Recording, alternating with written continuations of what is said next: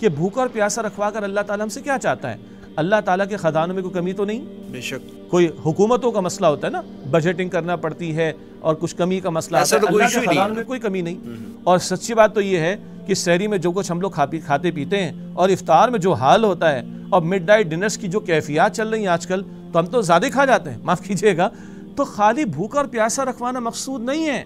मौलाना अबुल कलाम आज़ाद मरहूम ने कहा, अगर सिर्फ भूखा प्यासा रखवाना ही इबादत होती तो फ़कीर किस्म के लोग सबसे बड़े इबादत गुजार होते, कम खा पाते वो लोग। नहीं, ये भूखा और प्यासा क्यों रखवाया जा रहा है? हाँ, इस महीने को हुजूर ने फरमाया सल्लल्लाहु अलैहि वसल्लम, शहरुल मवासाल, ये गमखारी हमदर्दी का महीना है। मैं जब भूख से गुजरता हूँ, मैं जब खुद प्यास से गुजरता हूँ, अल्लाह अकबर, तब मुझे पता चलता है कि भूख कैसे सताती है, प्यास कैसे सताती है। फिर किसी गरीब मिस्कीन मोहताज की भूख और प्यास का मुझे अंदाज़ा होगा तो मैं शायद उसकी मदद की तरफ भी राग़िब हो सकूँगा। ये भी अक़दार अल्लाह ताला हमारे अंदर पैदा करना चाहता है। फिर इस भूख और प्यास का एक बहुत बड़ा हासिल क्या है, जो पहले हमने कलाम किया कि तुम हलाल को छोड़ दो।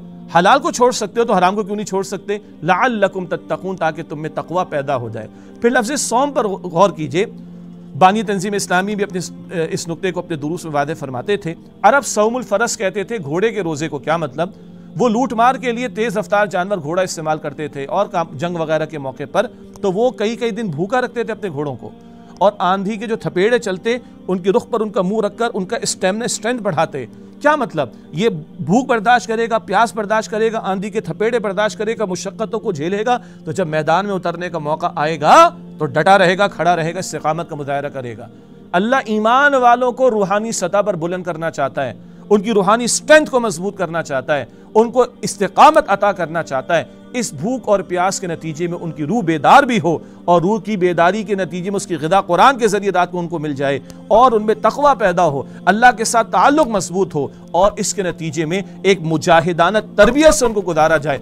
तब वो हक़ व बातिल के मार्के में अगर उतरे तो फिर अल्लाह ताला की मदद उनके शामिल हाल हो। वरना सिर्फ भूखे रहे, प्यासे रहे, और फिल्म भी लोग देख रहे हैं, माफ़ कीजिएगा, ड्रामे भी देखते हैं, टाइम पास नहीं हो रहा जी, अस्तग़फिरुल्लाह। तो हदीस मुबारक में है कितने ही रोज़ेदार ऐसे जिनको भूख और प्यास के सिवा कुछ नहीं मिलता। और आपने फरमाया सल्लल्लाहु अलैहि वसल्लम, रोज़ा रखा है, रोज़ा रखकर भी झूठ बोलना नहीं छोड़ा, झूठे कामों पर अमल करना नहीं छोड़ा, तो अल्लाह ताला को ऐसे भूखे और प्यासे रहने वालों की कोई हाजत नहीं है।